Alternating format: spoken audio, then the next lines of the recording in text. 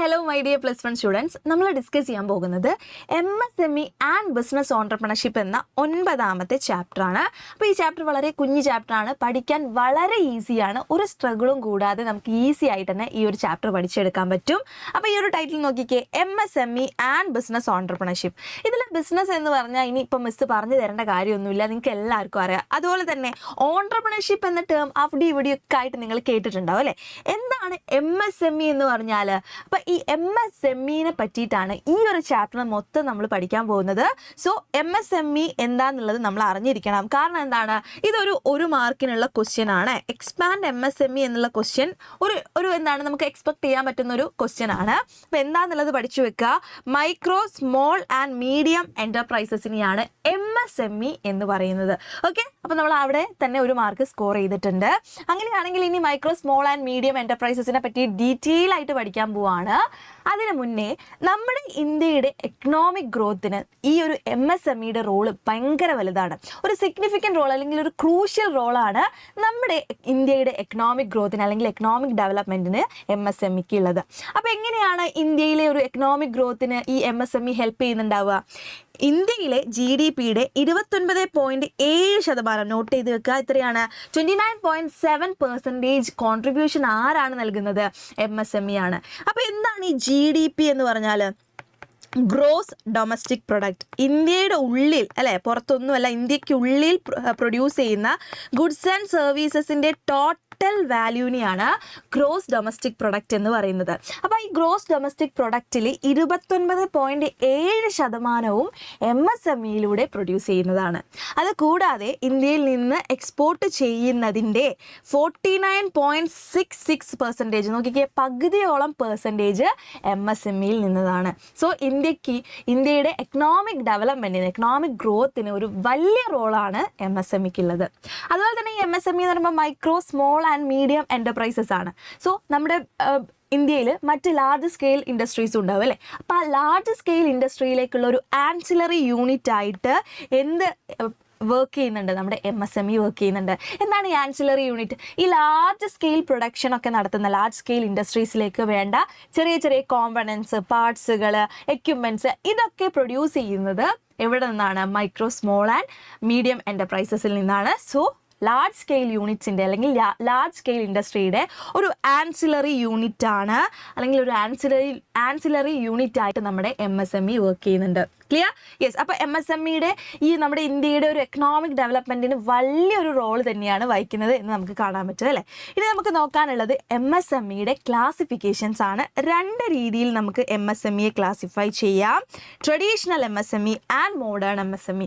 അപ്പോൾ ഓരോ ട്രഡീഷണൽ MSMEയിൽ വരുന്ന കുറച്ച് എന്താണ് ഇൻഡസ്ട്രീസ് നമുക്ക് പരിചയപ്പെടാനുണ്ട്. അതുപോലെ തന്നെ മോഡേൺ ഇൻഡസ്ട്രിയിൽ പെടുന്ന കുറച്ച് ഇൻഡസ്ട്രീസ് ഏതൊക്കെയാണെന്നുള്ളതും പരിചയപ്പെടാനുണ്ട്. അതിന് മുന്നേ നമുക്ക് MSMEയെ കുറച്ച് സബ് ഡിവിഷൻസ് ആയിട്ട് വീണ്ടും ക്ലാസിഫൈ ചെയ്യാൻ പറ്റും. ഏതൊക്കെയാണ്? ഹാൻഡ്ലൂം. ഇന്ത്യയിൽ ഭയങ്കരമായിട്ട് ഹാൻഡ്ലൂം, ഒരു ഫ്ലറിഷ്ഡ് ആയിട്ടുള്ള ഒരു ഫീൽഡ് തന്നെയാണ് ഹാൻഡ്ലൂം എന്ന് പറയുന്നത് അല്ലേ?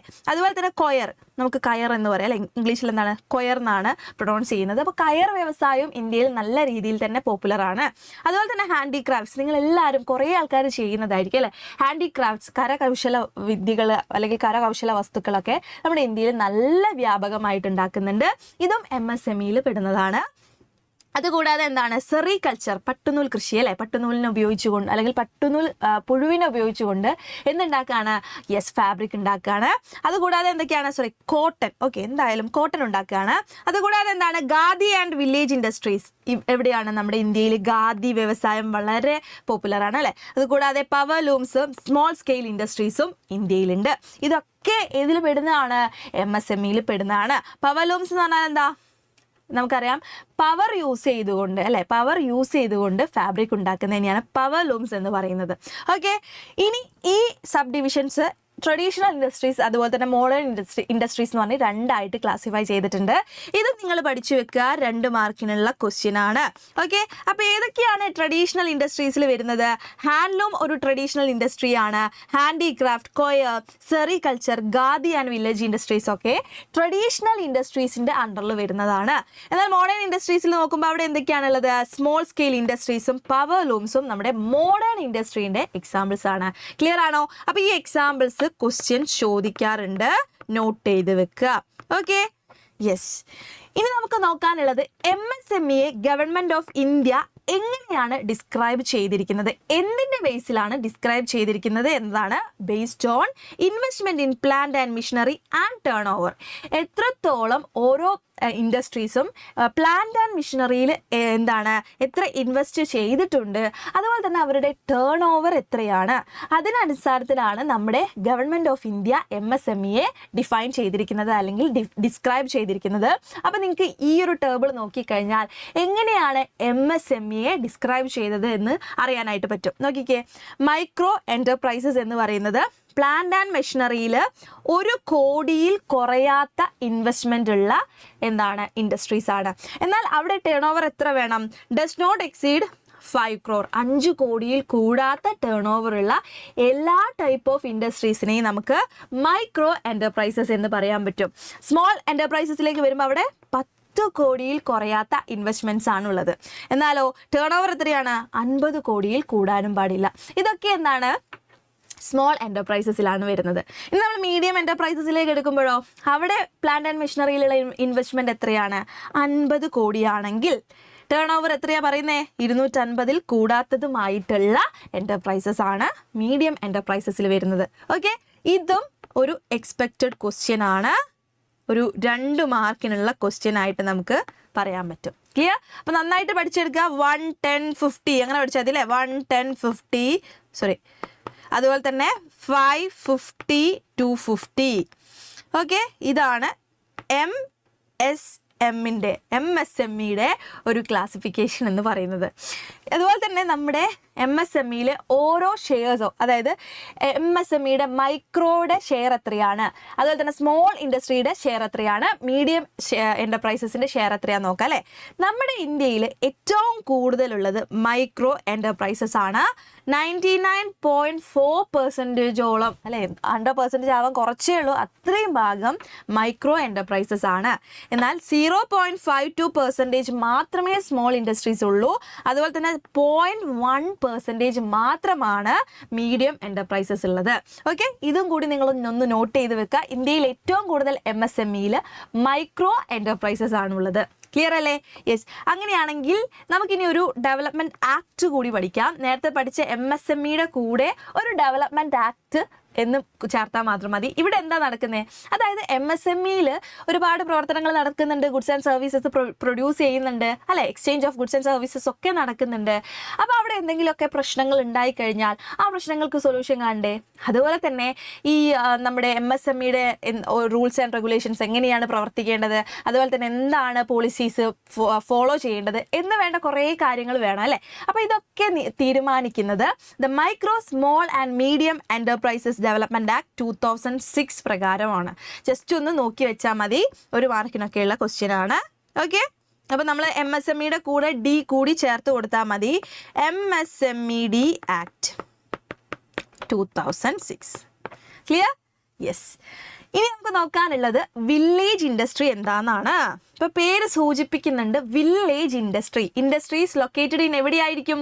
റൂറൽ ഏരിയാസ് ഓർ വില്ലേജസ് അല്ലെ. വില്ലേജ് ഏരിയ അല്ലെങ്കിൽ റൂറൽ ഏരിയയിൽ ലൊക്കേറ്റ് ചെയ്തിട്ടുള്ള ബിസിനസ് ഓർഗൻ അല്ലെങ്കിൽ ഇൻഡസ്ട്രീസിനെ നമുക്ക് വില്ലേജ് ഇൻഡസ്ട്രി എന്ന് പറയാം. അവിടെ എന്താണ്? ഗുഡ്സ് ആൻഡ് സർവീസസ് പ്രൊവൈഡ് ചെയ്യുന്നുണ്ട് അല്ലേ. ഒന്നുകിൽ ഗുഡ്സ് പ്രൊഡ്യൂസ് ചെയ്യുന്നു, അല്ലെങ്കിൽ സർവീസസ് റെൻഡർ ചെയ്യുന്നു, അല്ലെങ്കിൽ കൊടുക്കുന്നു. അവിടെ നമുക്ക് എന്ത് ചെയ്യാം? വില്ലേജ് ഇൻഡസ്ട്രീസിൽ നമുക്ക് പവർ യൂസ് ചെയ്തുകൊണ്ടും ഗുഡ്സ് ആൻഡ് സർവീസസ് കൊടുക്കാം, അല്ലെങ്കിൽ പവർ യൂസ് ചെയ്യാതെ. അത് ഡിപ്പെൻഡ്സ് ഓൺ ആരാണോ ആ ഒരു ഇൻഡസ്ട്രി നടത്തുന്നത് അവർക്കനുസരിച്ചായിരിക്കും. അവർക്ക് വേണമെങ്കിൽ പവർ യൂസ് ചെയ്യാം, അവർക്ക് അല്ലെങ്കിൽ പവർ യൂസ് ചെയ്യാതിരിക്കാം. ഈ ഒരു വില്ലേജ് ഇൻഡസ്ട്രിയുടെ എത്രത്തോളം ക്യാപിറ്റൽ ഇൻവെസ്റ്റ്മെന്റ് വേണം എന്നുള്ളത് നമ്മുടെ സെൻട്രൽ ഗവൺമെന്റ് ആണ് തീരുമാനിക്കുന്നത്. ആരാണ് സ്പെസിഫൈ ചെയ്യുന്നത്? സെൻട്രൽ ഗവൺമെന്റ് ആണ്. which the fixed capital investment per head of worker is specified by the central government from time to time. Okay, ഇത്രയേ ഉള്ളൂ ഒരു വില്ലേജ് ഏരിയാസിൽ, റൂറൽ ഏരിയാസിൽ ലൊക്കേറ്റ് ചെയ്തിരിക്കുന്ന ഇൻഡസ്ട്രീസ് ആണ് വില്ലേജ് ഇൻഡസ്ട്രീസ്. ഇവിടെ എന്താ നടക്കുന്നത്? ഗുഡ്സ് ആൻഡ് സർവീസസ് ആണ് കൊടുക്കുന്നത്, പ്രൊവൈഡ് ചെയ്യുന്നത് exchange of goods and services ആണ്. അപ്പോൾ നമ്മുടെ ഫിക്സഡ് ക്യാപിറ്റൽ ഓരോ വർക്കറിനനുസരിച്ച് എത്ര വേണമെന്നുള്ളത് സ്പെസിഫൈ ചെയ്യുന്നത് സെൻട്രൽ ഗവൺമെൻറ് ആണ്. ഓക്കെ ആണോ? യെസ്. അങ്ങനെയാണെങ്കിൽ ഇനി നമുക്ക് നോക്കാനുള്ളത് കോട്ടേജ് ഇൻഡസ്ട്രീസ് ആണ്. കോട്ടേജ് ഇൻഡസ്ട്രീനെ നമ്മൾ റൂറൽ ഇൻഡസ്ട്രി, ട്രഡീഷണൽ ഇൻഡസ്ട്രി, അതുപോലെ തന്നെ കുടിൽ വ്യവസായം എന്നൊക്കെ പറയാറുണ്ട്. നമ്മുടെ വീടിൻ്റെ അടുത്തൊക്കെയുള്ള കടയിൽ പോയി കഴിഞ്ഞാൽ ഒരുപാട് പാക്കറ്റ്സ് ഓഫ് പ്രൊഡക്ട്സ് നമുക്ക് കിട്ടും. അതുപോലെ തന്നെ സോപ്പ്, അതുപോലെ തന്നെ ഇവിടെ കാണിച്ചിരിക്കുന്ന പോലെ പോഡ്സ് ഒക്കെ കിട്ടും. ഇത് എന്താണ്, ചില ആൾക്കാർ വീട്ടിൽ തന്നെ അല്ലെങ്കിൽ ചെറിയ ചെറിയ ബിസിനസ് ആയിട്ട് ചെയ്യുന്ന സംഭവങ്ങളായിരിക്കും അല്ലേ. നമ്മൾ ഈ അച്ചപ്പം ബാക്കിലൊക്കെ നോക്കിക്കഴിഞ്ഞാൽ ഓരോ പേര് അച്ചൂസ് കുടിൽ വ്യവസായം അല്ലെങ്കിൽ അമ്മൂസ് കോട്ടേജ് ഇൻഡസ്ട്രി എന്നൊക്കെ പറഞ്ഞിട്ടുള്ള പേരിൽ നമുക്ക് കാണാൻ പറ്റും. എന്താണ് ഈ കോട്ടേജ് ഇൻഡസ്ട്രിയുടെ ഒരു പ്രത്യേകത എന്ന് പറഞ്ഞാൽ ഒരു സ്പെസിഫൈഡ് ക്യാപിറ്റൽ ഇല്ല എന്നതാണ്. No specified capital needed. ഒരു സ്പെസിഫൈഡ് ക്യാപിറ്റൽ അനുസരിച്ച് വർക്ക് ചെയ്യണം. ഇത്ര ക്യാപിറ്റൽ ഉണ്ടെങ്കിൽ മാത്രമേ നമ്മുടെ കോട്ടേജ് ഇൻഡസ്ട്രി തുടങ്ങാൻ പറ്റുള്ളൂ എന്നുള്ളൊരു സ്പെസിഫിക്കേഷനും ഇവിടെ ഇല്ല. ഓക്കെ, ആർക്ക് വേണമെങ്കിലും നമുക്ക് തുടങ്ങാനായിട്ട് പറ്റും എന്നതാണ് കോട്ടേജ് ഇൻഡസ്ട്രീൻ്റെ ഒരു പ്രത്യേകത. ക്ലിയർ? ഇനി നമുക്ക് നോക്കാനുള്ളത് റോൾ ഓഫ് MSME. MSMEയുടെ റോൾ എന്തൊക്കെയാണ്? നമ്മുടെ ഇന്ത്യക്ക് എക്കണോമിക് ഡെവലപ്മെൻറ്റ് ഉണ്ടാക്കാൻ വളരെയധികം ഹെൽപ്ഫുൾ ആണ് MSME എന്ന് കണ്ടു. സോ MSMEയുടെ അത്തരത്തിലുള്ള റോൾസ് ആണ് ഇനി നമുക്ക് നോക്കാനുള്ളത്. 4 മാർക്കിനുള്ള ക്വസ്റ്റ്യൻ ആണ് റോൾ ഓഫ് MSME എന്ന് പറഞ്ഞാൽ. ഓക്കെ, അപ്പം എന്തൊക്കെയാണ് റോൾ? ഫസ്റ്റ് വൺ എന്താണ്? Provide employment opportunity and prevention of migration of people from village areas to urban areas. നമുക്കറിയാം അർബൻ ഏരിയാസിലാണ് കൂടുതലും ഇൻഡസ്ട്രീസ് ഉള്ളത്. അപ്പോൾ അവിടെ മാത്രമാണ് എന്തുള്ളത്? ജോബ് ഓപ്പർച്യൂണിറ്റീസ് ഉള്ളത്. അപ്പോൾ ഈ റൂറൽ ഏരിയാസിലുള്ള ആളുകൾ ജോലിക്ക് വേണ്ടി അർബൻ ഏരിയാസിലേക്ക് മൈഗ്രേറ്റ് ചെയ്യും ഇല്ലേ? അതിന് പകരം നമ്മുടെ റൂറൽ ഏരിയാസിൽ തന്നെ ഇൻഡസ്ട്രീസ് വന്നു കഴിഞ്ഞാൽ ആ റൂറൽ ഏരിയാസിലുള്ള ആൾക്കാർക്ക് പണി കിട്ടും. അപ്പോൾ അവർക്ക് എന്ത് ചെയ്യേണ്ട കാര്യമില്ല, ജോലിക്ക് വേണ്ടി അർബൻ ഏരിയാസിലേക്ക് പോകേണ്ട കാര്യമില്ല. അവരുടെ ജോലി എവിടെ തന്നെ ഉണ്ട്? അവരുടെ റൂറൽ ഏരിയാസിലുണ്ട്. സോ അത്തരത്തിലുള്ള എംപ്ലോയ്മെൻറ്റ് ഓപ്പർച്യൂണിറ്റി പ്രൊവൈഡ് ചെയ്ത് ഈ ഒരു മൈഗ്രേഷൻ കുറയ്ക്കാൻ വേണ്ടിയിട്ട് നമ്മുടെ MSME ഹെൽപ്ഫുൾ ആണ് എന്ന് നമുക്ക് കാണാൻ പറ്റും. നെക്സ്റ്റ് വൺ എന്താണ്? Balanced regional development. ഇപ്പം നോക്കിക്കേ, ഒരുപാട് റീജിയണൽ ഡിസ്പാരിറ്റീസ് നമ്മുടെ ഇന്ത്യയിൽ നിലനിൽക്കുന്നുണ്ട് അല്ലേ. ഈ അർബൻ ഏരിയാസിലൊക്കെ നല്ല രീതിയിലുള്ള ഡെവലപ്മെൻറ്റ് ഉണ്ട്. എന്നാൽ റൂറൽ ഏരിയാസിലൊക്കെ നോക്കുമ്പോൾ അവിടെ ഡെവലപ്മെൻറ്റ് കുറവാണ്. അതുപോലെ തന്നെ എന്താണ്, നമ്മുടെ ഇൻകം ഇനീക്വാലിറ്റീസ് ഉണ്ട് അല്ലേ. ജീവിത സാഹചര്യങ്ങളൊക്കെ ഡിഫറെൻ്റ് ആണ്. അപ്പോൾ മെയിൻ ആയിട്ടുള്ള റീസൺ എന്ന് പറയുന്നത് എന്താ? അർബൻ ഏരിയാസിൽ ഇൻഡസ്ട്രീസ് ഉണ്ട്, അവിടെ ജോലിയുണ്ട്, ആളുകൾക്ക് ജോലി എടുത്ത് പണം കിട്ടും, ഇൻകം കിട്ടും. പക്ഷേ നമ്മുടെ റൂറൽ ഏരിയാസിലേക്ക് വരുമ്പോൾ അവിടെ ഇൻഡസ്ട്രീസ് ഇല്ല, പണിയില്ല, ആളുകൾക്ക് ജീവിക്കാനുള്ള പൈസ ഇല്ല. അതുകൊണ്ടാണ് അവിടെ ഒരു ഇൻകം ഇനീക്വാലിറ്റീസ്, റീജിയണൽ ഡിസ്പാരിറ്റീസ് ഒക്കെ ഉള്ളത്. അപ്പോൾ റീജിയണൽ ഡിസ്പാരിറ്റീസ് MSMEക്ക് കുറയ്ക്കാൻ പറ്റും അല്ലേ. എങ്ങനെയാണ്? MSME അവിടെ വർക്ക് ചെയ്യുമ്പോൾ അവിടെ ഒരുപാട് ആളുകൾക്ക് ജോലി കിട്ടും. ആ ജോലി കിട്ടുന്ന വഴി അവർക്ക് പൈസ കിട്ടും, ഇൻകം ഇനീക്വാലിറ്റീസ് കുറയ്ക്കാൻ പറ്റും. അതുവഴി റീജിയണൽ ഡിസ്പാരിറ്റീസ് മൊത്തമായിട്ട് റെഡ്യൂസ് ചെയ്ത് റീജിയണൽ ഡെവലപ്മെൻറ്റ് സാധ്യമാക്കും. ഓക്കെ, നെക്സ്റ്റ് പോയിന്റ് എന്താണ്? Supply of vast variety of products which include mass consumption of goods. ഒരുപാട് വാസ്റ്റ് വെറൈറ്റി ഓഫ് പ്രൊഡക്ട്സ് ഇത്തരത്തിലുള്ള MSMEയിലൂടെ എന്ത് ചെയ്യുന്നുണ്ട്? ഉണ്ടാക്കുന്നുണ്ട് അല്ലേ. നമുക്ക് വേണ്ട ഏത് തരത്തിലുള്ള പ്രൊഡക്ട്സ്, ഏത് സൈസിലായിക്കോട്ടെ, ഏത് കളറിലായിക്കോട്ടെ, ഏത് ബഡ്ജറ്റിലായിക്കോട്ടെ, എങ്ങനെ വേണമെങ്കിലും ഇപ്പം നമുക്ക് മാർക്കറ്റിൽ അവൈലബിൾ ആണ്. So vast variety of products തന്നെയാണ് ഈ MSMEയുടെ മറ്റൊരു പ്രത്യേകത എന്ന് പറയുന്നത് അല്ലേ. യെസ്. അതുപോലെ തന്നെ എന്താണ്? MSME which produce simple products using simple technology and depends on locally available resources both material and labour can be setup anywhere in the country. അതുപോലെ തന്നെ നമ്മൾ വാസ്റ്റ് വെറൈറ്റി ഓഫ് പ്രൊഡക്ട്സ് കിട്ടുന്നുണ്ടെന്ന് പറഞ്ഞാലും ഇതൊക്കെ സിമ്പിൾ ആയിട്ടുള്ള നമ്മുടെ നാട്ടിൻ പ്രദേശത്ത് അവൈലബിൾ ആയിട്ടുള്ള ടെക്നോളജീസ് യൂസ് ചെയ്തുകൊണ്ടാണ് ചെയ്യുന്നത്. അതുപോലെ തന്നെ നമ്മുടെ റൂറലി അവൈലബിൾ ആയിട്ടുള്ള റിസോഴ്സസും നമ്മുടെ ഹ്യൂമൻ റിസോഴ്സ്, നമ്മുടെ ചുറ്റിലുള്ള ആൾക്കാർക്കാണ് MSME വഴി പണി കിട്ടുന്നത് അല്ലേ, ജോബ് ഓപ്പർച്യൂണിറ്റീസ് കിട്ടുന്നത്. അപ്പം നമുക്ക് ചുറ്റിലുള്ള റിസോഴ്സസും നമുക്ക് ചുറ്റിലുള്ള ഹ്യൂമൻ റിസോഴ്സസും ഒക്കെ യൂസ് ചെയ്ത് സിമ്പിൾ ടെക്നോളജി യൂസ് ചെയ്തിട്ടാണ് MSMEയിലൂടെ പ്രൊഡക്ട്സ് ആൻഡ് സർവീസസ് പ്രൊഡ്യൂസ് ചെയ്യുന്നത്. ഓക്കെ, നെക്സ്റ്റ് പോയിന്റ് എന്താണ്? Opportunity for entrepreneurship. എന്താണ്? ഓൺട്രപ്രണർഷിപ്പിനുള്ള ഏറ്റവും നല്ലൊരു ഓപ്പർച്യൂണിറ്റിയാണ് ഈ ഒരു MSME. പല ആൾക്കാർക്കും ബിസിനസ് തുടങ്ങാനുള്ള ആഗ്രഹവും ബിസിനസ് ചെയ്യാനുള്ള ഐഡിയാസ് ഒക്കെ ഉണ്ടായിരിക്കും അല്ലേ. അവർക്ക് ഏറ്റവും നല്ലൊരു ഓപ്ഷനാണ് ഈ MSME എന്ന് പറയുന്നത് അല്ലേ. അതുപോലെ തന്നെ ലോ കോസ്റ്റ് ഓഫ് പ്രൊഡക്ഷൻ ആണ് MSMEയുടെ മറ്റൊരു പ്രത്യേകത. ഒന്ന് ആലോചിച്ച് നോക്കിയേ, നമ്മുടെ സിമ്പിൾ ആയിട്ടുള്ള ടെക്നോളജി, നമ്മുടെ ചുറ്റിലുള്ള നാച്ചുറൽ റിസോഴ്സസ്, നമുക്ക് ചുറ്റിലുള്ള ഹ്യൂമൻ റിസോഴ്സസ് വെച്ച് ചെയ്യുന്നത് കൊണ്ട് തന്നെ കോസ്റ്റ് ഓഫ് പ്രൊഡക്ഷൻ വളരെയധികം കുറവായിരിക്കും. ആൻഡ് ലാസ്റ്റ് വേർഡ് എന്താണ്? Quick and timely decision can be taken, അല്ലേ? ഇതെന്താ, ഭയങ്കര കോംപ്ലിക്കേറ്റഡ് ആയിട്ടുള്ള ഒരു ബിസിനസ് ഇൻഡസ്ട്രി അല്ല, വളരെ സിമ്പിൾ ആയിട്ടുള്ള ടെക്നോളജി, നമുക്ക് ചുറ്റിലുള്ള എംപ്ലോയീസ്. അതുകൊണ്ട് തന്നെ ഓണേഴ്സിന്, ബിസിനസ് നടത്തുന്ന ആരാണോ ആ ബിസിനസ് മാൻ എന്ത് ചെയ്യാൻ പറ്റും? പെട്ടെന്ന് തന്നെ ടൈംലി ആയിട്ടുള്ള, റിയലബിൾ ആയിട്ടുള്ള ഡിസിഷൻസ് എടുക്കാനായിട്ട് സാധിക്കുന്നുണ്ട്. ഇതൊക്കെയാണ് MSMEയുടെ റോൾ എന്ന് പറയുന്നത്. MSMEക്ക് ഒരുപാട് റോൾ ഉണ്ട്, ഒരുപാട് ബെനിഫിറ്റ് ഉണ്ട്, ഒരുപാട് മെറിറ്റ്സുകൾ ഉണ്ട്. അത്ര തന്നെ MSMEക്ക് പ്രോബ്ലംസും നേരിടുന്നുണ്ട്. എന്തൊക്കെ പ്രോബ്ലംസ് ആണ് നേരിടുന്നത് എന്ന് നമുക്ക് ഡിസ്കസ് ചെയ്യാം, അല്ലേ? ഫസ്റ്റ് വൺ ഫിനാൻസ് ആണ്. ബിസിനസ് നടത്തണമെങ്കിൽ finance is very very important എന്ന് നമുക്ക് എല്ലാവർക്കും അറിയാം, അല്ലേ? Finance is the life blood of business എന്ന് നമുക്ക് പറയാൻ പറ്റും. ബിസിനസ്, പൈസ ഇല്ലാതെ ബിസിനസ് ഇല്ല. പക്ഷേ ഇത്തരത്തിലുള്ള നമ്മുടെ ഈ ഒരു സ്മോൾ സ്കെയിൽ ഇൻഡസ്ട്രി ആയിക്കോട്ടെ, മീഡിയം, അതുപോലെ തന്നെ മീഡിയം മൈക്രോ എൻ്റർപ്രൈസസ് ആയിക്കോട്ടെ, എന്തും ആയിക്കോട്ടെ, അവർ ആ ബിസിനസ് നടത്തുമ്പോൾ അവർക്ക് ഭയങ്കരമായിട്ടുള്ള ഫിനാൻസ് കുറവായിരിക്കും. ലാക്ക് ഓഫ് ഫിനാൻസ് ഇവർ നേരിടുന്ന ഏറ്റവും വലിയൊരു പ്രശ്നമാണ്.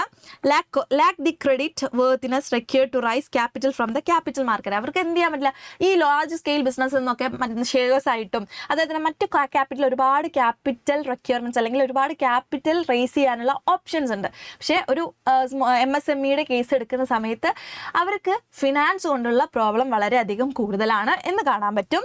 Next one, raw materials. നമുക്ക് ചുറ്റിലുമുള്ള റൂറൽ ഏരിയാസിൽ അവൈലബിൾ ആയിട്ടുള്ള റോ മെറ്റീരിയൽസ് യൂസ് ചെയ്തുകൊണ്ട് ചെയ്യുന്നത് കൊണ്ട് തന്നെ എല്ലാ റോ മെറ്റീരിയൽസും ഇങ്ങനെ അവൈലബിൾ ആയിക്കൊള്ളണം എന്നില്ല, അല്ലേ? ഇപ്പം ഏതെങ്കിലും ഒരു പ്രൊഡക്റ്റ് ഉണ്ടാക്കാനുള്ള റോ മെറ്റീരിയൽസ് നമുക്ക് അവൈലബിൾ അല്ല, നമ്മുടെ റൂറലി അവൈലബിൾ അല്ലെങ്കിൽ അത് നല്ല ക്യാഷ് കൊടുത്ത് വാങ്ങേണ്ടി വരേണ്ട അവസ്ഥ ഉണ്ടാവും. അപ്പോൾ ഈ നല്ല ക്യാഷ് കൊടുത്ത് വാങ്ങുമ്പോൾ അതിൻ്റേതായിട്ടുള്ള പ്രോഫിറ്റ് കുറയും. അതുപോലെ തന്നെ റോ മെറ്റീരിയൽസിന് ഇറക്കുന്ന അത്രത്തോളം പൈസ അവരുടെ പ്രൊഡക്റ്റിന് കിട്ടിക്കൊള്ളണമെന്നില്ല. അങ്ങനെയുള്ള പ്രശ്നങ്ങളും ഈ MSME നേരിടുന്നുണ്ട്. നെക്സ്റ്റ് വൺ എന്താണ്? Managerial skill. നമ്മുടെ ഓണർ, നമ്മുടെ ബിസിനസ് നടത്തുന്ന ഓണർക്ക് എല്ലാ സ്കില്ലും ഉണ്ടാവണമെന്ന് പറയാൻ പറ്റില്ല. ഒരു നാട്ടിൻ പ്രദേശത്തുള്ള ഒരാളാണ് ബിസിനസ് നടത്തുന്നതെങ്കിൽ, അല്ലെങ്കിൽ ഒരു ബിസിനസ്സിനെ കൺട്രോൾ ചെയ്ത് മാനേജ് ചെയ്ത് പോകുന്ന ഓണേഴ്സിന് എല്ലാ കൺട്രോളും എല്ലാ മാനേജീരിയൽ സ്കിൽസും ഉണ്ടാവണമെന്ന് നമുക്ക് പറയാൻ പറ്റില്ല. സോ അത് ഈ ബിസിനസ്സിനെ എഫക്റ്റ് ചെയ്യാനുള്ള ഒരു റീസൺ ആണ്. അതുകൂടാതെ എന്താണ്? ലേബർ. നമുക്ക് ചുറ്റിലുള്ള നമ്മുടെ ലോക്കലി അവൈലബിൾ ആയിട്ടുള്ള റൂറൽ ഏരിയാസിലുള്ള ലേബേഴ്സ് ആണ് നമ്മൾ ഹയർ ചെയ്യുന്നത്, അല്ലെങ്കിൽ MSME ഹയർ ചെയ്യുന്നത്. അവർക്ക് നല്ല സ്കില്ല് ഉണ്ടാവണമെന്നില്ല, അല്ലേ? എല്ലാ നമ്മുടെ ചുറ്റിലുള്ള ആൾക്കാർക്ക് ചിലപ്പം വിദ്യാഭ്യാസം ഉണ്ടാവണമെന്നില്ല, ചിലപ്പോൾ എല്ലാ സ്കില്ലും ഉണ്ടാവണമെന്നില്ല. അതൊരു പ്രശ്നം തന്നെയല്ലേ? ബിസിനസ് നല്ല രീതിയിൽ സ്മൂത്ത് ആയിട്ട് റൺ ചെയ്യണമെങ്കിൽ അവിടെ നല്ല സ്കിൽഡ് ആയിട്ടുള്ള, നല്ല നോളജ് ഉള്ള ലേബേഴ്സ് വേണം. പക്ഷേ നമുക്ക് റൂറലി അവൈലബിൾ ആയിട്ടുള്ള ലേബേഴ്സിന് എടുക്കുമ്പോൾ ആ പ്രശ്നം ഉണ്ടാവാൻ ചാൻസ് ഉണ്ട്, അല്ലേ? സ്കിൽസ് കുറയാനുള്ള ചാൻസ് ഉണ്ട്. ഇനിയിപ്പോൾ പുറത്തുനിന്ന് നല്ല സ്കിൽഡ് ആയിട്ടുള്ള, നല്ല നോളജ് ഉള്ള ആൾക്കാരെ, എബിലിറ്റീസ് ഉള്ള, ഇന്നോവേറ്റീവ് ആയിട്ടുള്ള ആൾക്കാരെ ഹയർ ചെയ്യുമ്പോൾ അത്രത്തോളം പൈസ ഓണേഴ്സ് കൊടുക്കേണ്ടി വരും. അത്രത്തോളം ക്യാപിറ്റൽ ഇൻവെസ്റ്റ്മെൻറ്റ് നമ്മുടെ MSMEക്ക് ഉണ്ടോ? സോ അത് ഒരു പ്രശ്നമാണ്. ഓക്കെ, നെക്സ്റ്റ് വൺ എന്താണ്? മാർക്കറ്റിംഗ്. ഒരു ബിസിനസ് നല്ലൊരു അടിപൊളി പ്രൊഡക്റ്റാണ്, നല്ലൊരു സർവീസാണ് പ്രൊവൈഡ് ചെയ്യുന്നതെങ്കിലും മാർക്കറ്റിംഗ് എന്ന് പറയുന്നത് ഇല്ലെങ്കിൽ ആ ബിസിനസ്സിന് അത് ബാധിക്കാൻ ചാൻസ് ഉണ്ട്, ഇല്ലേ? ഒരു പ്രൊഡക്റ്റ് കൊടുക്കുന്നു, ഒരു സർവീസ് കൊടുക്കുന്നു, അത് ആളുകളിലേക്ക് എത്തേണ്ടത് വളരെ അത്യാവശ്യമാണ്. മാർക്കറ്റിന് വളരെ ഇമ്പോർട്ടൻസ് നമ്മുടെ ബിസിനസ്സിനുണ്ട്, ഇല്ലേ? അപ്പോൾ ഇത്രത്തോളം മാർക്കറ്റിങ്ങിന് പൈസ ഇറക്കാൻ ഈ MSMEയിലെ ഓണേഴ്സിന് ഉണ്ടാവണമെന്നില്ല. നമുക്കറിയാം, ഈ MSME എന്ന് പറയുമ്പോൾ ക്യാപിറ്റൽ എന്ന് പറയുന്നത് വളരെ കുറവായിരിക്കും. അപ്പോൾ അവർക്ക് മാർക്കറ്റിങ്ങിലേക്ക് ഇൻവെസ്റ്റ് ചെയ്യാൻ പറ്റുന്ന പൈസ എന്ന് പറഞ്ഞാൽ അത്രത്തോളം ഉണ്ടാവണമെന്നില്ല. സോ മാർക്കറ്റിംഗ് ഒരു ഇഷ്യൂ തന്നെയാണ് MSMEയെ സംബന്ധിച്ച്. നെക്സ്റ്റ് വൺ എന്താണ്? ക്വാളിറ്റി. നമുക്കിപ്പം MSMEയിലൂടെ കിട്ടുന്ന എല്ലാ പ്രൊഡക്റ്റും അത്രത്തോളം ക്വാളിറ്റി ഉള്ളതാണെന്ന് പറയാൻ പറ്റില്ല. ഇവരെപ്പോഴും എന്താ ശ്രമിക്കുന്നത്? പൈസ കുറവിന് സാധനങ്ങൾ ലഭ്യമാക്കുക എന്നതാണ്. സോ അവിടെ എന്ത് അവർ ഉറപ്പ് തരുന്നില്ല? ഈ ഒരു ക്വാളിറ്റി അഷ്വർ ചെയ്യുന്നില്ല. ക്വാളിറ്റി അത്രത്തോളം ഉണ്ടാവുമെന്ന് നമുക്ക് നിർബന്ധം പിടിക്കാൻ പറ്റില്ല, അത്രത്തോളം നമുക്ക് ഉറപ്പ് പറയാൻ പറ്റില്ല. സോ എന്തുകൊണ്ടാണ്? അവർ ലോക്കലി അവൈലബിൾ ആയിട്ടുള്ള റിസോഴ്സസ്, ലാബേഴ്സ് ഉപയോഗിച്ചുകൊണ്ടിട്ടാണ്, സിമ്പിൾ ടെക്നോളജി ഉപയോഗിച്ചിട്ടാണ് ഗുഡ്സ് പ്രൊവൈഡ് ചെയ്യുന്നത്. സോ അത്രത്തോളം ക്വാളിറ്റി ഉണ്ടാവണമെന്നില്ല. ഓക്കെ, അതുപോലെ തന്നെ കപ്പാസിറ്റി യൂട്ടിലൈസേഷൻ. ഈ MSME എന്ന് പറയുമ്പം micro, small and medium enterprises ആണ്. അവിടെ ക്യാപിറ്റൽ കുറവാണ്, സിമ്പിൾ ടെക്നോളജിയാണ്. അതുപോലെ തന്നെ അപ്പോൾ അത് എന്താണ്? ലോക്കലി അവൈലബിൾ ആയിട്ടുള്ള റിസോഴ്സസ് ആണ്, natural resources, human resources, process എന്തോ ആയിക്കോട്ടെ. അതുകൊണ്ട് തന്നെ മൊത്തം കപ്പാസിറ്റി യൂട്ടിലൈസ് ചെയ്യാൻ അവിടെ പറ്റില്ല. അവർ സ്മോൾ സ്കെയിൽ യൂണിറ്റ്സ് ആയിട്ടായിരിക്കും പ്രവർത്തിക്കുന്നുണ്ടാവുക. ലാർജ് സ്കെയിലൊക്കെ ചെയ്ത് കഴിഞ്ഞാൽ ആ പ്രൊഡക്റ്റ് അത്രത്തോളം ആളുകളിലേക്ക് എത്തണമെന്നില്ല. അതുപോലെ തന്നെ ലാർജ് സ്കെയിൽ ചെയ്യാനുള്ള പൈസ ഉണ്ടാവില്ല. അതുകൊണ്ട് തന്നെ അവിടെ കപ്പാസിറ്റി നല്ല രീതിയിൽ യൂട്ടിലൈസ് ആവണമെന്നില്ല അല്ലേ. സ്മോൾ സ്കെയിലിൽ ചെയ്യുന്ന സമയത്ത് ഒരു പ്രൊഡക്റ്റിന് ഡിമാൻഡ് കുറവായിരിക്കും. അതുപോലെ തന്നെ എന്താണ് അത്രത്തോളം അത് വിറ്റ് പോവണമെന്നില്ല. അതുകൊണ്ട് തന്നെ അവർ സ്മോൾ സ്കെയിലിൽ ചെയ്യും. സോ മൊത്തമായിട്ട് കപ്പാസിറ്റി യൂട്ടിലൈസ് ചെയ്യണമെന്നില്ല. Lack of marketing skills or lack of demand many MSME have to operate below full capacity due which their operating cost tend to increase. Operating cost കൂടും. അതുകൊണ്ട് തന്നെ അവർ ഫുൾ കപ്പാസിറ്റി യൂട്ടിലൈസേഷനോട് കൂടി ആയിരിക്കില്ല business ചെയ്യുന്നുണ്ടാവുക. And global competition. എത്രയൊക്കെ പുതിയൊരു പ്രൊഡക്റ്റാണ് നമ്മൾ മാർക്കറ്റിലേക്ക് കൊണ്ടുവരുന്നതെങ്കിലും അതിനൊരുപാട് സബ്സ്റ്റിറ്റ്യൂട്ട് പ്രൊഡക്റ്റ് അല്ലേ, വെറൈറ്റി സൈസിൽ, വെറൈറ്റി കളറിൽ, വെറൈറ്റി ബജറ്റിൽ പുറത്ത് ആൾക്കാർക്ക് ലഭ്യമാണ്. അപ്പം ഏറ്റവും നല്ല പ്രൊഡക്റ്റാണ് ആൾക്കാർ വാങ്ങുക. സോ ഈ ഗ്ലോബൽ കോമ്പറ്റീഷൻ നമുക്ക് എവിടെ നിന്നുള്ള പ്രൊഡക്റ്റും സർവീസസും ഇപ്പോൾ എടുക്കാനുള്ള ഓപ്ഷൻ ഉണ്ട്. സോ ഗ്ലോബൽ കോമ്പറ്റീഷൻ നമ്മുടെ MSME നേരിടുന്ന ഏറ്റവും വലിയൊരു പ്രശ്നമായിട്ട് നമുക്ക് പറയാൻ പറ്റും. ഇത്രയാണ് പ്രോബ്ലംസ് ഓഫ് MSME എന്നുള്ളത്. Okay, next one MSME and entrepreneurship development ആണ്. MSMEയും ഓൺട്രപ്രണർഷിപ്പും തമ്മിലുള്ള ഒരു ബന്ധം എന്താണ് എന്ന് നോക്കാം. അതിനു മുന്നേ ഓൺട്രപ്രണർഷിപ്പ് എന്താ നോക്കണം അല്ലേ.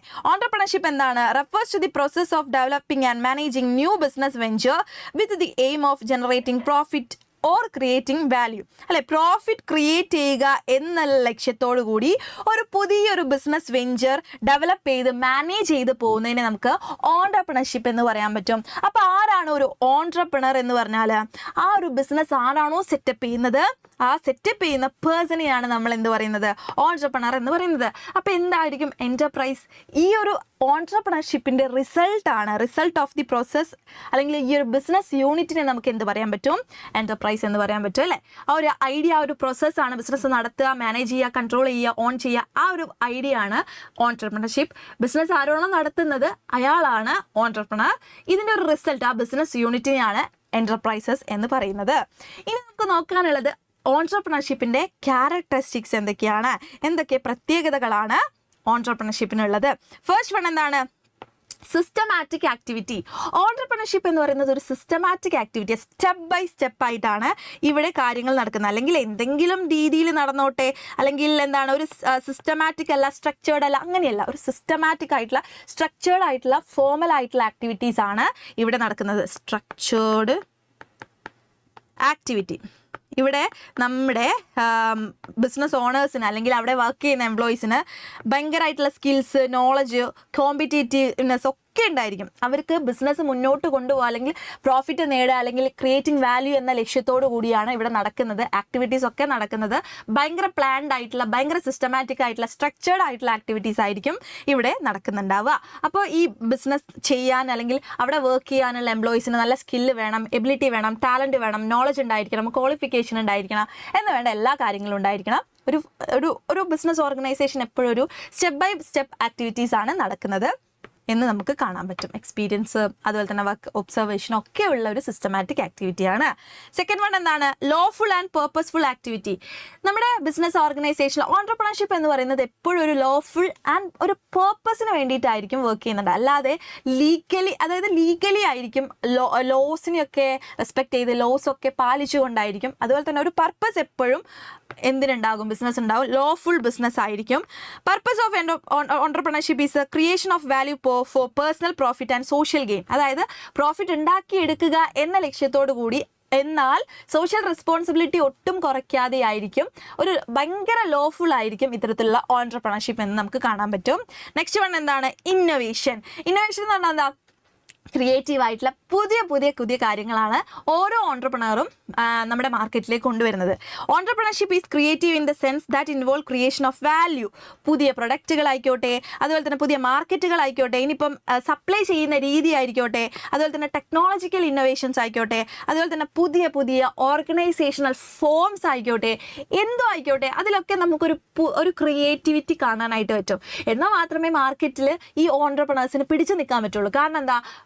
അത്രത്തോളം ക്രിയേറ്റീവ് ആയിട്ടുള്ള ബിസിനസ് ഐഡിയാസ് ആണ് നമുക്ക് ചുറ്റിലുള്ളത്. അത്രത്തോളം vast variety of products and services ആണ് നമുക്കിപ്പോൾ അവൈലബിൾ ആയിട്ടുള്ളത്. സോ ബിസിനസ് ഓർഗനൈസേഷന് മാർക്കറ്റിൽ പിടിച്ചു നിൽക്കണമെങ്കിൽ പുതിയ ക്രിയേറ്റീവ് ആയിട്ടുള്ള, പുതിയ ഇന്നോവേറ്റീവ് ആയിട്ടുള്ള പ്രൊഡക്ട്സുകൾ, സർവീസസുകൾ, അതുപോലെ തന്നെ അത് ആളുകളിലേക്ക് എത്തിക്കുന്ന മാർക്കറ്റിംഗ് ടെക്നോളജി ആയിക്കോട്ടെ, അതുപോലെ തന്നെ എന്താണ് ടെക്നോളജിക്കൽ ഇന്നോവേഷൻസ് ആയിക്കോട്ടെ, ഇതിലൊക്കെ പുതുമ വേണം. ഇനിയിപ്പോൾ നോക്കിക്കഴിഞ്ഞാൽ നമുക്ക് എന്താണ് പുതിയ ന്യൂ ആയിട്ടുള്ള ഓർഗനൈസേഷണൽ ഫോംസ് കാണാം. എക്കോ ഫ്രണ്ട്ലി ആയിട്ടുള്ള ബിസിനസ് ഓർഗനൈസേഷൻസ് ഒക്കെ ഉണ്ട്. ഇതൊക്കെ പുതിയ ക്രിയേറ്റീവ് ആയിട്ടുള്ള ഐഡിയാസ് ആണ് അല്ലേ. എന്തിനു വേണ്ടിയിട്ടാണ്? ഭയങ്കര ചീപ്പറായിട്ട്, നല്ല ഫാസ്റ്ററായിട്ട്, നല്ല ബെറ്റർ ആയിട്ടുള്ള പ്രൊഡക്ട്സ് ആൻഡ് സർവീസസ് ആളുകൾക്ക് കൊടുക്കുക എന്ന ലക്ഷ്യത്തോടു കൂടിയാണ്. ഓക്കെ, നെക്സ്റ്റ് പോയിന്റ് എന്താ? Organisation of production. Organisation of production എന്ന് പറഞ്ഞാൽ എന്താ? Production implying creation of form, place, time, personal utility requires the combined utilization of diverse factors of production, land, labor, capital of technology. Factors of production എന്ന് പറഞ്ഞാൽ എന്താണ്? Factors of production, land, labour, capital and technology അല്ലേ. ഇത്രയും ആയിട്ടുള്ള factors of പ്രൊഡക്ഷൻ്റെ ഒരു എന്താണ് ഭയങ്കരമായിട്ടുള്ള ഓർഗനൈസേഷനാണ് ഇവിടെ നടക്കുന്നത്. നമുക്ക് ബിസിനസ് ഓർഗനൈസേഷൻ നോക്കിക്കഴിഞ്ഞാൽ തന്നെ കാണാൻ പറ്റും അല്ലേ. ബിസിനസ് യൂണിറ്റ് ഉണ്ടായിരിക്കും, ലേബേഴ്സ് ഉണ്ടായിരിക്കും, ക്യാപിറ്റൽ ഉണ്ടായിരിക്കും, ടെക്നോളജി ഉണ്ടായിരിക്കും. ഇതിൻ്റെയൊക്കെ ഒരു മൊത്തമായിട്ടുള്ള ഒരു രൂപം നമുക്ക് ഒരു ബിസിനസ് ഓർഗനൈസേഷൻ അല്ലെങ്കിൽ ഓൺട്രപ്രണർഷിപ്പിൽ നോക്കിക്കഴിഞ്ഞാൽ കാണാനായിട്ട് പറ്റും. Risk taking. ബിസിനസ് എവിടെയുണ്ടോ അവിടെയൊക്കെ റിസ്ക് ഉണ്ട്. റിസ്ക് എന്ന് പറയുന്നത് അവോയ്ഡബിൾ ആണ്. റിസ്ക് കൂടുന്നതിനനുസരിച്ച് പ്രോഫിറ്റ് കൂടും, റിസ്ക് കുറയുന്നതിനനുസരിച്ച് പ്രോഫിറ്റ് കുറയും. ഇതാണ് ബിസിനസ് എന്ന് പറഞ്ഞാൽ അവിടെ റിസ്ക് ഉണ്ട്, റിസ്ക് ഇല്ലാതെ ഒന്നുമില്ല എന്ന് നമുക്ക് കാണാൻ പറ്റും. ഓൺട്രപ്രണേഴ്സ് നന്നായിട്ട് റിസ്ക് എടുക്കുമ്പോൾ മാത്രമേ അവർക്ക് നല്ല പ്രോഫിറ്റ് കിട്ടുകയുള്ളൂ. യെസ്, ഇത്രയുമാണ് നമ്മുടെ ഓൺട്രപ്രണർഷിപ്പിന്റെ ക്യാരക്ടറിസ്റ്റിക്സ് എന്ന് പറയുന്നത്. അപ്പോൾ ഒരു ആൾക്ക് ഒരു പുതിയൊരു ഓൺട്രപ്രണർഷിപ്പ് തുടങ്ങണം അല്ലെങ്കിൽ ഒരു ഓൺട്രപ്രണർ ആവണം എന്നുള്ള ഒരു ലക്ഷ്യം ഉണ്ടെങ്കിൽ ഏറ്റവും നല്ല ഫോം എന്ന് പറയുന്നത് MSME ആണ് എന്ന് നമുക്ക് കാണാം. ക്ലിയർ? യെസ്, നെക്സ്റ്റ് വൺ എന്താണ്? Intellectual property right. ഇത് രണ്ടാമത്തെ ഒരു പാർട്ടായിട്ട് നമുക്ക് കാണാൻ പറ്റും. ഭയങ്കര ഒരു 4 മാർക്കിനുള്ള ക്വസ്റ്റ്യൻ വരെ ഈ ഒരു ഇന്റലക്ച്വൽ പ്രോപ്പർട്ടി റൈറ്റ്സ് എന്ന് വരാനുള്ള ചാൻസ് ഉണ്ട്. അപ്പോൾ നമ്മൾ ഈ സിനിമയൊക്കെ കാണുന്ന സമയത്ത് നമ്മൾ എന്താണ് മഞ്ഞുമൽ ബോയ്സ് ഒക്കെ കണ്ടു. ആ മഞ്ഞുമൽ ബോയ്സിൽ എന്താ ഇവർ ഒരു കോൺട്രവേഴ്സി ഉണ്ടായിട്ടുണ്ട്. എന്താണ് കോൺട്രവേഴ്സി എന്ന് പറഞ്ഞാൽ ഇവർ ഈ ഒരു സിനിമയിൽ കൺമണി അൻപോട് കാതൽ ആ പാട്ട് പ്ലേസ് ചെയ്തു അല്ലേ. പാട്ട് എടുക്കുന്നതിന് കുഴപ്പമില്ല, പക്ഷെ എന്താണ് നമ്മുടെ ഇളയരാജയുടെ സമ്മതമില്ലാതെയാണ് അദ്ദേഹം കമ്പോസ് ചെയ്തിട്ടുള്ള പാട്ട് അവർ എടുത്തിട്ടുള്ളത്. അപ്പോൾ അവിടെ എന്ത് വന്നു? കോപ്പി റൈറ്റ് ഇഷ്യൂ വന്നു അല്ലേ. കോപ്പി റൈറ്റ് ഇഷ്യൂ വന്നു. അപ്പോൾ ഈ കോപ്പി റൈറ്റ് എന്ന് പറയുന്നത് എന്താണ്? ഒരു ഇന്റലക്ച്വൽ പ്രോപ്പർട്ടിയാണ്. നമുക്കത് കാണാനോ അല്ലെങ്കിൽ നമുക്കത് തൊടാനോ പറ്റുന്നില്ല. പക്ഷേ അത് ആരുടെ ക്രിയേഷനാണ്? ഇളയരാജ സാറിൻ്റെ ക്രിയേഷനാണ്. അപ്പോൾ ഈ ഒരു ഇന്റലക്ച്വൽ പ്രോപ്പർട്ടി എന്ന് പറഞ്ഞാൽ എന്താണ്? നമുക്ക് കാണാനോ തൊടാനോ പറ്റില്ല, പക്ഷെ അതൊരു പ്രോപ്പർട്ടിയാണ്, ഇന്റലക്ച്വൽ പ്രോപ്പർട്ടിയാണ്. സിമ്പിളായിട്ട് പറഞ്ഞാൽ ഒരു ഹ്യൂമൻ്റെ അല്ലെങ്കിൽ ഒരാളുടെ ക്രിയേഷനാണ്. എന്തും ആയിക്കോട്ടെ, ഇൻവെൻഷൻ ആവാം, ലിറ്റററി ആൻഡ് ആർട്ടിസ്റ്റിക് വർക്കുകളാവാം, symbols, names, images and design used in business, എന്തും ആയിക്കോട്ടെ ആ ഒരു ക്രിയേഷനെ നമുക്ക് ഇന്റലക്ച്വൽ പ്രോപ്പർട്ടി എന്ന് പറയാൻ പറ്റും. കാണാനോ തൊടാനോ പറ്റുന്നുണ്ടാവില്ല, പക്ഷെ അവിടെ ഒരു പ്രോപ്പർട്ടി ഉണ്ട്. ഈ സോങ് കമ്പോസ് ചെയ്തു, ആ കമ്പോസ് ചെയ്തിരിക്കുന്നത് ഇളയരാജ സാറാണ്, സാറിൻ്റെ മ്യൂസിക്കാണ് അത്. ഓക്കെ, അദ്ദേഹത്തിൻ്റെ ഇന്റലക്ച്വൽ പ്രോപ്പർട്ടിയാണ് ആ സോങ് എന്ന് പറയുന്നത്. അപ്പോൾ ഈ ഒരു അദ്ദേഹത്തിൻ്റെ സോങ് എടുത്ത സമയത്ത് അവിടെ കോപ്പിറൈറ്റ് ഇഷ്യൂ വന്നു. അതെന്തുകൊണ്ടാണ്? അദ്ദേഹത്തിൻ്റെ മ്യൂസിക് അദ്ദേഹത്തിൻ്റെ പെർമിഷൻ കൂടാതെ എടുക്കാനുള്ള അവകാശം ആർക്കുമില്ല. അതിന് നമുക്ക് എന്തെന്ന് പറയാൻ പറ്റും? ഇന്റലക്ച്വൽ പ്രോപ്പർട്ടി എന്ന് പറയാം, പ്രോപ്പർട്ടി റൈറ്റ് എന്ന് പറയാൻ പറ്റും. Legal right conferred on such products are called intellectual property right. Intellectual property rights refers to products of human mind. Hence just like other type of property the owners of IP can rent, give or sell to other people. നമ്മൾ cinema നോക്കിക്കഴിഞ്ഞാൽ, ബാക്കിയുള്ള സിനിമകളൊക്കെ നോക്കിക്കഴിഞ്ഞാൽ അതിൽ പഴയ പാട്ടുകളൊക്കെ place ചെയ്യുന്നതായിട്ട് കാണാറുണ്ട്. അപ്പോൾ നമ്മൾ ഈ കോൺട്രവേഴ്സീസോ കോപ്പിറൈറ്റ് ഇഷ്യൂസോ ഒന്നും കാണാറില്ല. എന്തുകൊണ്ടാണ്? അവർ സെല് ചെയ്തായിരിക്കും, അവർ റെന്റിന് കൊടുത്തതായിരിക്കും. ഓക്കെ, അവർ കൊടുത്തതായിരിക്കും. പക്ഷേ അങ്ങനെ അല്ലാതെ വരുന്ന സമയത്ത് ആരാണോ അത് ക്രിയേറ്റ് ചെയ്ത് അവർക്ക് എന്തിനു പോവാം? കേസിന് പോകാനായിട്ട് പറ്റും. ഓക്കെ, ഇവിടെ സെയിം ആയിട്ടുള്ള മറ്റൊരു മീനിങ് ആണ് തന്നിട്ടുള്ളത് മിസ്. ഏത് വേണമെങ്കിലും നിങ്ങൾക്ക് പഠിക്കാം. ഓക്കെ, സിമ്പിളായിട്ട് പറഞ്ഞാൽ ഒരാളുടെ ക്രിയേഷനാണ് അല്ലെങ്കിൽ ഇൻവെൻഷൻ, കണ്ടുപിടുത്തങ്ങളായിരിക്കാം, അത് അദ്ദേഹത്തിൻ്റെ ക്രിയേഷനാണ്, അദ്ദേഹത്തിൻ്റെ ഇൻവെൻഷനാണ്. അത് യൂസ് ചെയ്യാനുള്ള റൈറ്റ് അദ്ദേഹത്തിന് മാത്രമാണ്. അതാണ് ഇൻ്റലക്ച്വൽ പ്രോപ്പർട്ടി എന്ന് പറയുന്നത്. യൂസ് ചെയ്യാനുള്ള റൈറ്റാണ് ഇൻ്റലക്ച്വൽ പ്രോപ്പർട്ടി റൈറ്റ് എന്ന് പറയുന്നത്. അദ്ദേഹത്തിൻ്റെ സമ്മതത്തോടു കൂടി മറ്റൊരാൾക്ക് റെന്റിന് കൊടുക്കാം, അല്ലാതെ കൊടുക്കാം, സെല് ചെയ്യാം. Okay, yes. ഇനി നമ്മുടെ ഈ ഒരു ഇൻ്റലക്ച്വൽ പ്രോപ്പർട്ടി 2 രീതിയിലാണുള്ളത്. ഇൻഡസ്ട്രിയൽ പ്രോപ്പർട്ടി ഉണ്ട്, കോപ്പി റൈറ്റ്സും ഉണ്ട്. എന്താണ് ഇൻഡസ്ട്രിയൽ പ്രോപ്പർട്ടീസിന് example? Patent, trademark, industrial design and geographical indication. കോപ്പി റൈറ്റിനുള്ള എക്സാമ്പിൾസ് ഏതൊക്കെയാണ്? ലിറ്റററി വർക്ക്സ് ഏതൊക്കെ വരും? നോവൽസ്, പോയം, പ്ലേസ്, അതുപോലെ തന്നെ ഫിലിംസ്, മ്യൂസിക്കൽ വർക്ക്സ്, ഇതൊക്കെയാണ്. അതുപോലെ ആർട്ടിസ്റ്റിക് വർക്കുകളും ഉണ്ട്. ഇത്രയാണ് കോപ്പി റൈറ്റ്സ് എന്ന് പറയുന്നത്. അപ്പോൾ ഏതൊക്കെയാണ് ഉള്ളത് എന്നുള്ളത് ജസ്റ്റ് ഒന്ന് എക്സാമ്പിൾസ് പഠിച്ചു വെക്കാം. ക്ലിയർ? യെസ്. ഓക്കെ, അങ്ങനെയാണെങ്കിൽ ഇനി നമുക്ക് നോക്കാനുള്ളത് എന്താണ് ട്രഡീഷണൽ നോളജ് എന്നതാണ്. ട്രഡീഷണൽ നോളജ്, അതായത് ട്രഡീഷണൽ നോളജ് എന്ന് പറഞ്ഞാൽ ഇത്രയേ ഉള്ളൂ. നമ്മൾ ഈ തലമുറകളായിട്ട് കൈമാറി വരുന്ന ഒരുപാട് നോളജ് ഉണ്ടായിരിക്കും. നമുക്കറിയാം, നമുക്കിപ്പോൾ എന്തെങ്കിലും ഒരു അസുഖം വന്നു കഴിഞ്ഞാൽ നമുക്ക് ഒറ്റമൂലികൾ തരാറുണ്ട്. നമ്മുടെ വീട്ടിലുള്ള അച്ഛമ്മമാർ, മീൻസ് മുത്തശ്ശിമാർ, അതുപോലെ തന്നെ വയസ്സായിട്ടുള്ള ആൾക്കാർ, നമ്മുടെ അമ്മമാർ, ഇവർക്കൊക്കെ ഒരുപാട് ഒറ്റമൂലികൾ ഉണ്ടായിരിക്കും അല്ലേ? തുളസി, അലോവേര, അതുപോലെ ചന്ദനം, അതുപോലെ തന്നെ നമ്മുടെ നെല്ലിക്ക, ഇങ്ങനെ തുടങ്ങിയിട്ടുള്ള നീം അല്ലേ, ആര്യവേപ്പ്, ഇതൊക്കെ എന്താണ്? ഒറ്റമൂലികളാണ്. നമുക്കിപ്പം മാർക്കറ്റിൽ ഒരുപാട് മെഡിസിൻസ് ഒക്കെ അവൈലബിൾ ആണെങ്കിലും നമ്മുടെ വീട്ടിലുള്ള വയസ്സായിട്ട് ആൾക്കാർ തരുന്ന കുറേ നോളജ് ഉണ്ട്. അതിന് നമുക്ക് എന്ത് പറയാൻ പറ്റും? ട്രഡീഷണൽ നോളജ് എന്ന് പറയാൻ പറ്റും. എന്താണ്? Means the knowledge systems, innovations and practice of local communities across the globe. അതായത് നമ്മുടെ ചുറ്റിലും തലമുറകളായിട്ട് കൈമാറ്റം ചെയ്യപ്പെട്ട് വരുന്ന ഒരുപാട് systems, innovations, practice of local communities, ഇതൊക്കെയാണ് ട്രഡീഷണൽ നോളജ് എന്ന് പറയുന്നത്. ആയുർവേദ, യുനാനി, സിദ്ധ, യോഗയൊക്കെ ഈ ഒരു ട്രഡീഷണൽ നോളജിന് എക്സാമ്പിൾസ് ആണ്. നമ്മുടെ ഇന്ത്യയിലുള്ള ഈ ട്രഡീഷണൽ നോളജ് ഒക്കെ പ്രിസർവ് ചെയ്യാൻ വേണ്ടിയിട്ട് എന്തുണ്ട്? ട്രഡീഷണൽ നോളജ് ഡിജിറ്റൽ ലൈബ്രറി ഉണ്ട്. Online repository of traditional knowledge from India. ഇന്ത്യയിലുള്ള ട്രഡീഷണൽ നോളജ് ഒന്നും എക്സ്പ്ലോയിറ്റ് ചെയ്യപ്പെടാതിരിക്കാൻ, മിസ്അപ്രോപ്രിയേറ്റ് ചെയ്യപ്പെടാതിരിക്കാൻ വേണ്ടിയിട്ടാണ് ഈ ഒരു TKDL ഇവിടെ നമ്മൾ ഫോം ചെയ്തിട്ടുള്ളത്. ഓക്കെ, 2 മാർക്കിനുള്ള ക്വസ്റ്റ്യൻ ആണ്. Developed by Government of India, which is essentially a digital knowledge repository of traditional knowledge that has existed in our ancient civilization, especially about medicinal plants formulation used in Indian system of medicine. Okay, നേരത്തെ പറഞ്ഞ പോലെ നീം ഉപയോഗിക്കാം, കറ്റാർവാഴ use ചെയ്യാം, അതുപോലെ തന്നെ എന്താണ് നമ്മുടെ തുളസിയൊക്കെ യൂസ് ചെയ്യാം എന്നുള്ളത് ഒരു ട്രഡീഷണൽ നോളജ് ആണ് എന്ന് നമുക്ക് കാണാൻ പറ്റും. ഇനി നമുക്ക് നോക്കാനുള്ളത് എന്താണ് ട്രേഡ് സീക്രട്ട് എന്നതാണ്. നമ്മൾ കൊക്കക്കോള കഴിക്കാറുണ്ട്, അതുപോലെ തന്നെ KFC ചിക്കൻ കഴിക്കാറുണ്ട്. ഈ കൊക്കക്കോളയുടെയും അതുപോലെ തന്നെ KFCയുടെയും ഒക്കെ റെസിപ്പി ഇവർ ഇതുവരെ പുറത്തു വിട്ടിട്ടില്ല. അപ്പോൾ ഈ പുറത്തു വിടാതിരിക്കാതെ സൂക്ഷിച്ചു വെക്കാനുള്ള ഒരു റൈറ്റിനെയാണ് നമ്മൾ ട്രേഡ് സീക്രട്ട് എന്ന് പറയുന്നത്. Basically any confidential information which provide A competitive edge. Okay, trade secret എന്ന് പറയുമ്പോൾ നമ്മുടെ റെസിപ്പി മാത്രമല്ല, ആ ഒരു ബിസിനസ് ഓർഗനൈസേഷൻ റൺ ചെയ്യുമ്പോൾ അവർക്ക് കോൺഫിഡൻഷ്യലി ആക്കി വെക്കാൻ പറ്റുന്ന ആ ഒരു സീക്രട്ട്, അവർ സൂക്ഷിച്ചു വെക്കാൻ പറ്റുന്ന ആ ഒരു റൈറ്റ് നമുക്ക് ട്രേഡ് സീക്രട്ട് എന്ന് പറയാൻ പറ്റും. ഇന്ത്യയിൽ ഈ ഒരു ട്രേഡ് സീക്രട്ട് വന്നത് ഇന്ത്യൻ കോൺട്രാക്ട് ആക്ട് 1872 പ്രകാരമാണ്. സിമ്പിളായിട്ട് പറഞ്ഞാൽ ബിസിനസ് ഓർഗനൈസേഷൻ അവർക്ക് രക്ഷപ്പെടാൻ അവരുടെ ഒരു എന്താ പറയുക സിഗ്നേച്ചർ ഐറ്റം ഉണ്ടാവും അല്ലേ, ആ സിഗ്നേച്ചർ ഐറ്റം ബാക്കി ആരും കോപ്പി അടിക്കാതിരിക്കാൻ വേണ്ടി എന്താണ് കോൺഫിഡൻഷ്യൽ ആക്കി വെക്കാനുള്ള റൈറ്റ് ഉണ്ട്. അതാണ് ട്രേഡ് സീക്രട്ട് എന്ന് പറയുന്നത്. കൊക്കക്കോളയുടെയും അതുപോലെ തന്നെ KFCയുടെയും ഒന്നും റെസിപ്പി ഇതുവരെ അവർ പുറത്തു വിട്ടിട്ടില്ല. അതൊരു ട്രേഡ് സീക്രട്ട് ആണ് എന്ന് നമുക്ക് കാണാം. യെസ്. ഇനി എന്തുകൊണ്ടാണ് IPR ഇന്റലക്ച്വൽ പ്രോപ്പർട്ടി റൈറ്റ് ഓൺട്രപ്രണേഴ്സിന് ഇമ്പോർട്ടൻ്റ് ആണ് എന്ന് പറയുന്നത്? എന്തുകൊണ്ടായിരിക്കും? അതായത് പുതിയ കാര്യങ്ങൾ കണ്ടുപിടിക്കാനും പുതിയ ഇന്നോവേഷൻസിനൊക്കെയുള്ള ഒരു എൻകറേജ്മെൻ്റ് ആണ്, അല്ലെ ഒരു പ്രോത്സാഹനമാണ്. എൻ്റെ ഒരു പ്രൊഡക്റ്റ് ഞാൻ ക്രിയേറ്റ് ചെയ്താൽ, ഞാൻ കണ്ടുപിടിച്ച് കഴിഞ്ഞാൽ ആ പ്രൊഡക്റ്റ് എന്താണ്, എൻ്റെ സ്വന്തമാണ്, അതുകൊണ്ട് തന്നെ എനിക്ക് അതിന് പ്രൊട്ടക്ഷൻ കിട്ടും എന്നുള്ള ഒരു പ്രോത്സാഹനമാണ് ഈ ഒരു IPR എന്ന് പറയുന്നത്. അതുപോലെ തന്നെ it incentivise inventors, authors, creators and etcetera for their work. നേരത്തെ പറഞ്ഞ അതേ കാര്യം.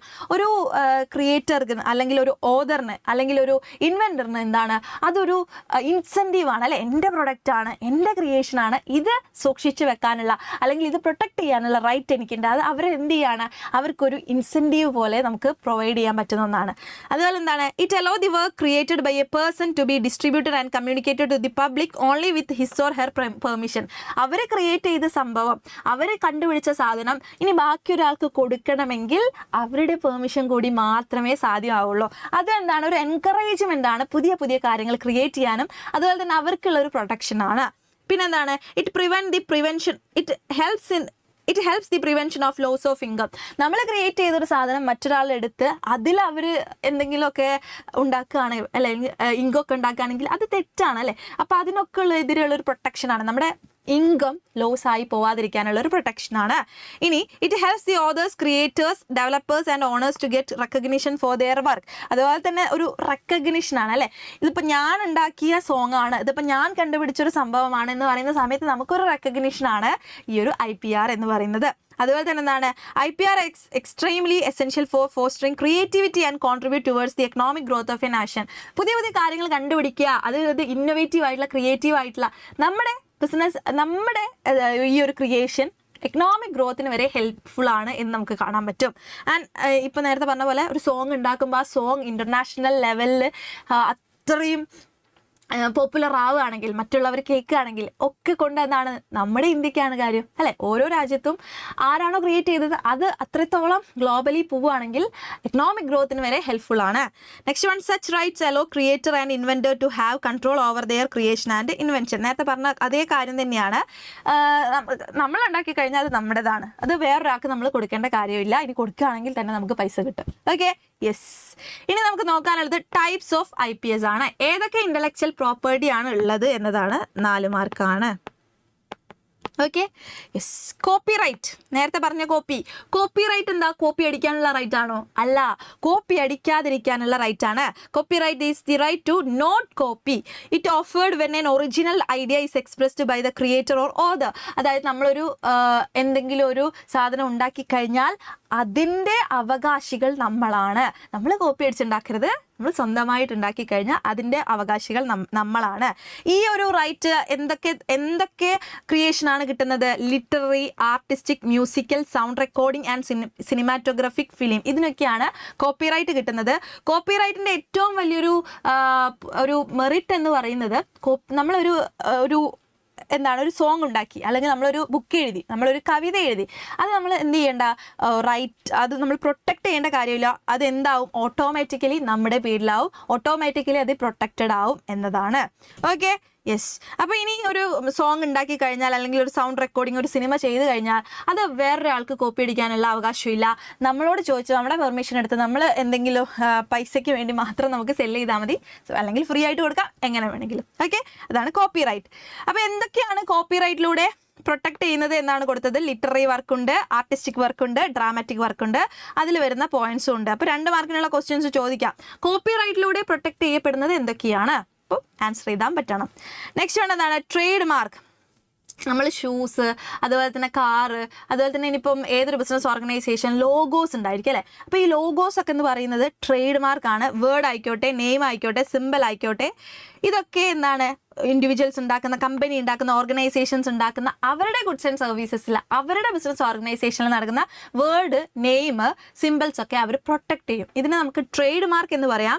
Trade mark also let's differentiate goods of one company from another. നമുക്കും ഇപ്പം അഡിഡാസിൻ്റെയും അതുപോലെ തന്നെ പ്യൂമയുടെ ഒക്കെ ഒരുപാട് എല്ലാ അടിപൊളിയായിട്ടുള്ള ഇൻ്റർനാഷണൽ ബ്രാൻഡ്സിൻ്റെ ഒക്കെ ഒരുപാട് ഡ്യൂപ്പ് ഐറ്റംസ് ഇറങ്ങാറുണ്ട്. അപ്പോൾ അതൊക്കെ നമുക്ക് ഏതാണെന്ന് ഐഡൻറ്റിഫൈ ചെയ്യാൻ ഏറ്റവും എളുപ്പമായിട്ടുള്ളൊരു മാർഗ്ഗമാണ് ഈ ഒരു ട്രേഡ് മാർക്ക് എന്ന് പറയുന്നത്. ഏത് കമ്പനിയുടെ പ്രൊഡക്റ്റ് ആണ് എന്ന് മനസ്സിലാക്കി വാങ്ങാനൊക്കെ ഈസിയാണ്. In single brand or logo, trademark can let you know many things about a company's reputation, goodwill, products and services. അഡിഡാസിൻ്റെയും അബിബാസിൻ്റെയും ഷൂ കണ്ടു കഴിഞ്ഞാൽ ഏതാണെന്ന് മനസ്സിലാക്കാനും, ഓരോ കമ്പനിയുടെ റെപ്യൂട്ടേഷനും ഗുഡ് വില്ലും ഒക്കെ മനസ്സിലാക്കാനും, ഗുഡ്സ് ആൻഡ് സർവീസസിൻ്റെ ക്വാളിറ്റി മനസ്സിലാക്കാനും ഈ ട്രേഡ് മാർക്ക് ഹെൽപ്ഫുൾ ആണ് എന്ന് കാണാം. A trade mark helps in distinguish similar products in the market from it's competitors അല്ലേ. ഇപ്പോൾ ഒരു പ്രൊഡക്റ്റ് അഡിഡാസ് ഇറക്കി കഴിഞ്ഞാൽ അപ്പുറത്ത് അബിബാസ് ഒരു ഷൂ ഇറക്കിയാലും അഡിഡാസിന് പേടിക്കാനില്ല. കാരണം എന്താ, അവർക്ക് അവരുടേതായിട്ടുള്ള ട്രേഡ് മാർക്ക് ഉണ്ട്. Okay, yes.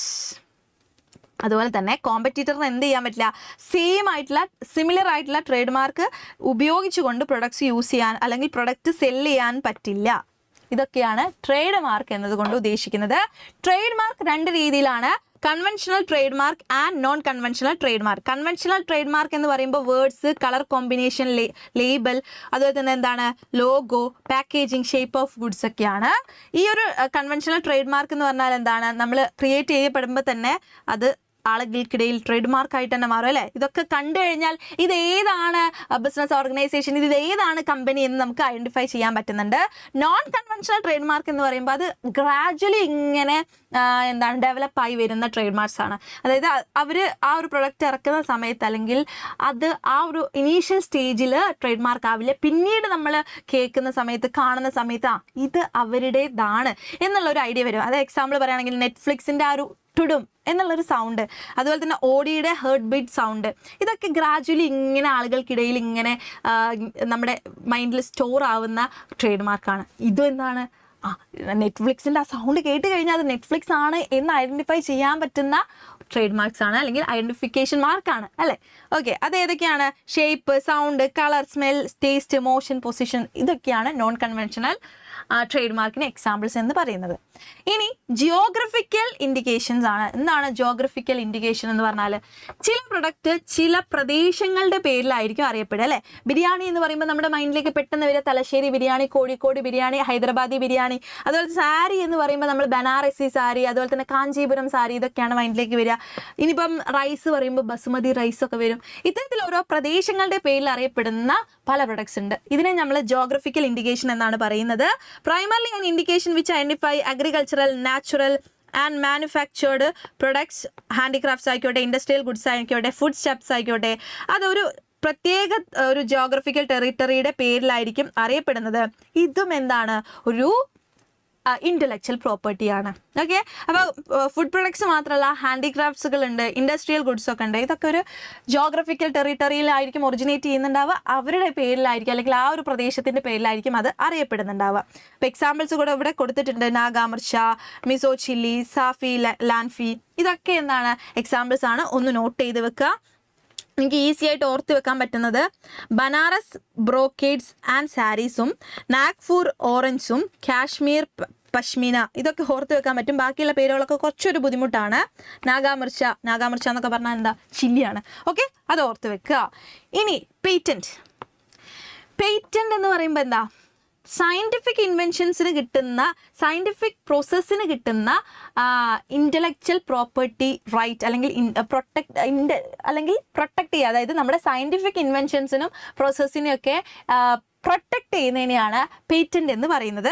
A patent is an exclusive right granted by the government which provide the exclusive right to exclude all other and prevent them from making, using, offering for sale, selling or importing the invention. അതായത് നമ്മൾ എന്തെങ്കിലും ഒരു scientifical product കണ്ടുപിടിച്ചു, process കണ്ടുപിടിച്ചു, ഒരു scientific invention ആണെങ്കിൽ അതിന് കിട്ടുന്ന പ്രൊട്ടക്ഷനാണ് പേറ്റന്റ് എന്ന് നമുക്ക് കാണാൻ പറ്റും. അപ്പം ഈ ഒരു നമ്മുടെ കണ്ടുപിടുത്തങ്ങൾ, അതായത് ഇൻവെൻഷനും ഡിസ്കവറിയും രണ്ടാണ് അല്ലേ. ഡിസ്കവറി എന്ന് പറഞ്ഞാൽ നമ്മുടെ ഐസക് ന്യൂട്ടൻ്റെ തലയിൽ ആപ്പിൾ വീണപ്പോൾ അദ്ദേഹം എന്ത് കണ്ടുപിടിച്ചു? ഗ്രാവിറ്റി കണ്ടുപിടിച്ചു. പക്ഷേ ഈ ഗ്രാവിറ്റി എന്ന് പറയുന്നത് ഓൾറെഡി എക്സിസ്റ്റഡ് ആണ്, അത് കണ്ടുപിടിച്ചു എന്ന് മാത്രമാണ്. പക്ഷേ നമ്മുടെ അലക്സാണ്ടർ എന്ത് ചെയ്തു? ഒരു ഫോൺ കണ്ടുപിടിച്ചു. അതൊരു ഇൻവെൻഷൻ ആണ് അല്ലെ, എക്സിസ്റ്റിംഗ് ആയിട്ടുള്ള ഒന്നല്ല, പുതിയൊരു സംഭവമാണ് കണ്ടുപിടിച്ചത്. അത്തരത്തിലുള്ള ഇൻവെൻഷൻസിനെയാണ് നമുക്ക് എന്ത് കിട്ടുന്നത്? പേറ്റന്റ് കിട്ടുന്നത്, ഡിസ്കവറിക്കല്ല. ഓക്കെ, അതൊന്ന് ഓർത്ത് വെക്കുക. ക്ലിയർ? യെസ്. ഇനി ഡിസൈൻ ആണ്. ഡിസൈൻ എന്ന് പറഞ്ഞാൽ എന്താണ്? ഷേപ്പ് ആകാം, patterns, arrangement of lines or colour combination that is applied to any article. ഷേപ്പിനും പാറ്റേണും അലൈൻമെന്റ്സ് ഓഫ് ലൈൻസ്, കളേഴ്സ്, ഇതിനൊക്കെയാണ് ഡിസൈൻ എന്ന് പറയുന്നത്. It is the protection given to aesthetic appearance of eye catching features. ചില eye catching ഫീച്ചേഴ്സിനൊക്കെ കൊടുക്കുന്ന intellectual പ്രോപ്പർട്ടിയാണ് design. The term of protection of a design is valid for 10 years which can be renewed for 5 years, further 5 years after expiration. അപ്പോൾ നമ്മളൊരു design കണ്ടുപിടിച്ച് കഴിഞ്ഞാൽ ആ design നമുക്ക് 10 വർഷത്തേക്ക് പ്രൊട്ടക്ഷൻ കിട്ടും, പിന്നെ 5 വർഷം ഇങ്ങനെ റിന്യൂ ചെയ്ത് കൊടുക്കണം. ക്ലിയർ? നെക്സ്റ്റ് വൺ എന്താണ്? Plan variety. ചില ഫാമേഴ്സൊക്കെ പുതിയ ബ്രീഡ്സ്, പുതിയ പ്ലാന്റുകൾ കണ്ടുപിടിക്കും അല്ലേ. ഇതിനാണ് പ്ലാൻ വെറൈറ്റി എന്ന് പറയുന്നത്. അപ്പോൾ പ്ലാൻ വെറൈറ്റി ഒരു ഇന്റലക്ച്വൽ പ്രോപ്പർട്ടി റൈറ്റ് ആണ്. എന്തിനു വേണ്ടിയിട്ടാണ് എന്തിനാണ് പ്രൊട്ടക്ഷൻ കൊടുക്കുന്നത്? New plan varieties and breeds who created dum. ആരാണോ ക്രിയേറ്റ് ചെയ്യുന്നത് അവരുടെ ആ പ്രൊഡക്റ്റിനാണ് പ്ലാൻ വെറൈറ്റി ഇന്റലക്ച്വൽ പ്രോപ്പർട്ടി കൊടുക്കുന്നത്. ഓക്കെ, അപ്പോൾ എന്താണെന്നുള്ളത് ഇവിടെ തന്നിട്ടുണ്ട്. ഫാമേഴ്സ് ക്രിയേറ്റ് ചെയ്യുന്ന പുതിയ type of variety of plants. Okay, yes. Hybrid version of potatoes, അത് ഒരാൾ ക്രിയേറ്റ് ചെയ്ത് കഴിഞ്ഞാൽ അതിന് നമുക്ക് എന്ത് കിട്ടും? ഒരു പ്രൊട്ടക്ഷൻ കിട്ടും. ലാസ്റ്റ് വൺ എന്താണ്? Semi conductor integrated circuit. നമ്മുടെ കമ്പ്യൂട്ടറിലുള്ള സെമി കണ്ടക്ടർ ഇൻ്റഗ്രേറ്റഡ് സർക്യൂട്ട് ചിപ്പുകൾ അല്ലേ? സെമി കണ്ടക്ടർ എന്ന് പറഞ്ഞാൽ integral part of every computer chip, any product that contain transistors and other circuitry elements used for formed a semiconductor material as an insulating material or inside the semiconductor material. അപ്പോൾ ഈ നമ്മുടെ ഈ കമ്പ്യൂട്ടറിലുള്ള എല്ലാ ചിപ്പുകൾക്കും എന്ത് കിട്ടുന്നുണ്ട്? Integrated ആയിട്ടുള്ള സർക്യൂട്ട്സുകൾക്ക് intellectual property right, അതായത് ആരാണോ കണ്ടുപിടിക്കുന്നത് അവർക്ക് ആ ഒരു സെമി കണ്ടക്റ്റഡ് ഇൻ്റഗ്രേറ്റഡ് സർക്യൂട്ടിന് പ്രൊട്ടക്ഷൻ കിട്ടുന്നുണ്ട്. ക്ലിയർ? ഇവിടെ എന്താണെന്നുള്ളത് മിസ് ഒന്ന് തന്നിട്ടുണ്ട്, ജസ്റ്റ് ഒന്ന് പഠിച്ചു വെക്കുക. Protection of the physical layout or design of integrated circuit which are building blocks of modern electronics. ഇത്രയുമാണ് ടൈപ്സ് ഓഫ് IP എന്ന് പറയുന്നത്. അപ്പോൾ ഈ ഒരു ഭാഗത്ത് നിന്ന് നമുക്ക് എക്സ്പെക്ട് ചെയ്യാൻ പറ്റുന്ന ക്വസ്റ്റ്യൻ എന്ന് പറയുമ്പോൾ MSMEയുടെ കുറച്ച് 2 മാർക്കിനും 4 മാർക്കിനുള്ള question. Role of MSME important ആണ്, അതുപോലെ തന്നെയാണ് ഇൻ്റലക്ച്വൽ പ്രോപ്പർട്ടി റൈറ്റ്. ഓക്കെ, ഓൺട്രപ്രണർഷിപ്പും ഇമ്പോർട്ടൻ്റ് ആണ്, 4 മാർക്ക് വരെ നമുക്ക് എക്സ്പെക്ട് ചെയ്യാൻ പറ്റുന്നതാണ്. അത് നന്നായിട്ട് പഠിക്കുക, ഈസി ആയിട്ട് മാർക്ക് സ്കോർ ചെയ്യാൻ പറ്റുന്ന ഒരു ചാപ്റ്റർ ആണ് MSME. സോ ഡോണ്ട് സ്കിപ്പ്, നന്നായിട്ട് തന്നെ പഠിക്കുക. ഓക്കെ.